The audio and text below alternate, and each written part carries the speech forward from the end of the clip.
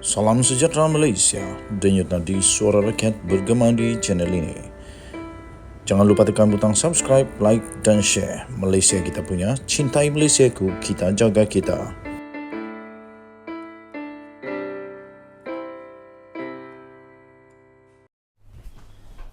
Salam sejahtera Malaysia, denyut nadi suara rakyat bergema di channel ini. Sebelum saya teruskan, saya ingin bertanya pendapat anda. Adakah anda bersetuju sekiranya Azmin Ali bersara sajalah daripada politik? Dia lompat parti, keluar parti, kemudian dengan harapan dia boleh menang, tapi rupa-rupanya dia kehilangan segala-galanya. Kehilangan kepercayaan daripada pengundi sehingga dia kalah teruk. Tidak juga kalah teruk lah, tapi kalah lah. Kalah dalam PRU yang lalu. Saya fikir kalau dia tidak buat begitu mungkin dia masih ada harapan untuk menang. Tapi oleh kerana dia telah terlanjur melakukan apa yang dia lakukan itu, maka dia kalah. Dan sekarang ini segala-galanya tiada lagi di tangan dia. Tiada apa-apa jawatan pun dalam kerajaan. Cuma dia apa ada? Dia hanya sebagai antara orang yang besar di dalam Perikatan Nasional. Okey. PKR kata Azmin tak perlu berehat. Elok bersara terus dari politik. Jadi lebih baik dia berehat, tak payahlah berehat. Bersara terus sajalah, kata PKR. Anda setuju atau tidak? Boleh tinggalkan komen. Pengumuman Muhammad Azmin Ali untuk berehat seketika daripada politik telah disambut segera oleh bekas partinya PKR pada hari ini. Bahkan PKR mencadangkan agar bekas ahli Parlimen Gombak itu bukan sahaja sekadar untuk berehat untuk sementara waktu, sebaliknya bersara teruslah dari politik.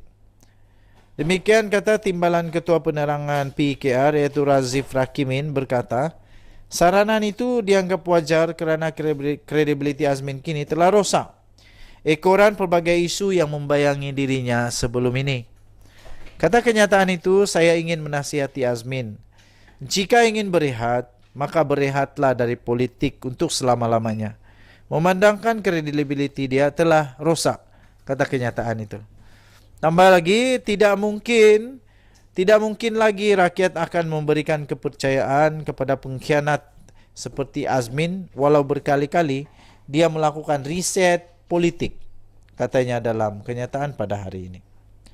Razif berkata demikian susulan satu laporan yang menyebut kononnya Azmin Ali mahu berehat seketika daripada membabitkan diri dalam politik secara aktif. Pengumuman bekas timbalan Presiden PKR itu yang bertanggungjawab mengetuai 11 lagi ahli parlimen parti untuk berpaling tada menyokong bersatu pada tahun 2022 itu dibuat beberapa ketika selepas dia berdiam diri ekoran kegagalannya di dalam dia mempertahankan kerusi Parlimen Gombak. Kalah dia. Bagaimanapun untuk rekod sehingga kini Azmin masih lagi ada merupakan adun bukit antarabangsa. Oh, nasib baiklah. Nasib baiklah dia masih lagi adun untuk bukit antarabangsa. Kalau tidak, tiada apa-apa lagi dia punya jawatan. Tahniah jugalah. Sekurang-kurangnya adalah juga dia punya jawatan sebagai adun bukit antarabangsa. Hasrat Azmin itu dibuat melalui ucapan di Twitter semalam. Menurut bekas Menteri Kanan kepada Kerajaan Perikatan Nasional berkenaan, dia bagaimanapun bertekad untuk terus berkhidmat kepada negara dan rakyat. Menurut Razif, tindakan yang diambil oleh Azmin Ali itu juga menunjukkan bahawa ahli politik terbabit tidak bertanggungjawab kerana dia masih seorang adun yang mewakili rakyat di kawasan Bukit Antarabangsa. Katanya, saya yakin walaupun Azmin berehat dan tidak berkhidmat kepada rakyat, dia masih menerima allowance sebagai adun. Sebagai seorang wakil rakyat, keputusan untuk berehat hanya boleh dibuat bersekali dengan keputusan untuk tidak bertanding dalam pilihan raya akan datang, katanya.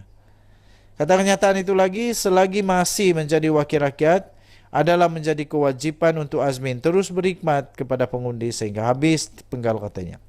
Razif juga menganggap apa yang berlaku ke atas Azmin itu adalah pembalasan atas langkah politiknya sebelum ini.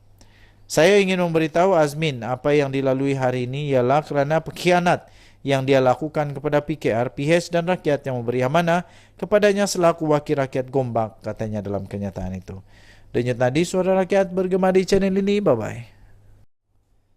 Salam sejahtera Malaysia. Denyut nadi suara rakyat bergema di channel ini. Ada satu ulasan yang saya ingin kongsikan kepada anda daripada seorang pembaca yang diterbitkan di Malaysia kini. Ulasan Surat Cinta buat Kerajaan Perpaduan PM ke-10. Ulasan Kehadapan Kerajaan Perpaduan yang jauh di mata, apa kabar anda di sana?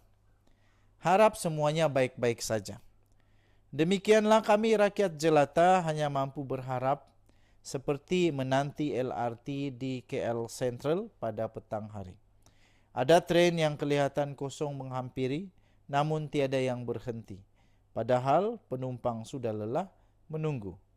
Demikianlah sifatnya harapan itu, lebih cenderung kepada kecewa selalunya. Namun fitrahnya dibunuh tiada mati. Arakia maka dituliskan warkah ini buat membingkai kekecewaan kami yang syarat ditanggung berhari-hari, sehari-hari. Tentu sahaja bukan sahaja kecewa semata-mata, bahkan bercampur-campur juga perasaannya. Seperti mana bercampurnya kerajaan nan satu ini seperti ais kacang cair di tengah panas mentari. Seperti yin dan yang, begitulah kami melihat pentadbiran negeri ini. Dalam gelap ada terang, dalam putih ada hitam, dalam cerdik ada bangang, dalam cantik ada suram, begitulah. Maka tiadalah kami hairan lagi. Sementara kami hari demi hari kami membaca kabar, berita bermacam-macam adanya. Baru saja beberapa hari lalu kabar kami terima bahawa mantan ahli parlimen Permatang Pau sudah meletakkan jawatan daripada menjadi penasihat tiada bergaji kepada bapanya Sang Perdana Menteri. Girangnya hati kami menerima keputusan yang menepati nurani reformasi itu, meski memakan hari juga setelah ramai pihak menyampaikan buah fikiran yang kritis terhadap pelantikan tersebut, yang tiada dikabarkan kepada umum meski sudah hampir sebulan lamanya. Walaupun tiada imbalan gaji, melantik anak sendiri ke pejabat paling berkuasa dalam negara dengan akses kepada dokumen dan perbincangan sulit, ia adalah suatu yang sukar untuk kita terima. Pun begitu, kurang seminit cuma kegembiraan yang kami rasa kerana pada akhirnya sang putri reformasi seolah berpindah dari poket kanan ke poket kiri. Dari pejabat ayahandanya di Perdana Putra, turun sekitar 1 kilometer ke Kementerian Keuangan yang kebetulan juga dipegang individu yang serupa. Maka hairanlah kami rakyat jelata seraya menggaruk kepala. Apatah lagi pelantikan yang sebelumnya sudah jenuh dipertahankan siap dengan mendatang hadis dan dalil jua. Cuma untuk jawatan yang baru ini, tiada pula disebut tentang gaji. Pro bono juga kah? Tiadalah kami mengerti. Kemudian daripada itu kami terkejut lagi apabila kerajaan ini cuba mendakwa semula seorang pejuang hak asasi. Apa namanya? Hedi. Tiada pemusatan kuasa. Sebenarnya kami rakyat jelata pun bukanlah ambil peduli akan hal-hal kecil sebegini.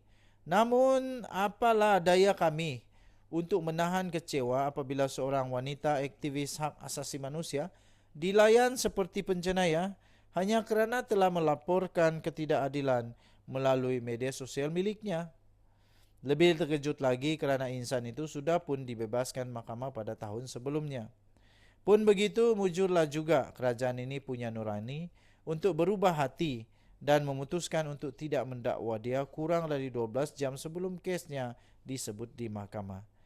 Apa juga sebabnya kami kira ini adalah bagus untuk hak dan kebebasan bersuara serta upaya mempertanggungjawabkan kerajaan sebagai kadam rakyat jelata. Aduhai pemimpin kami.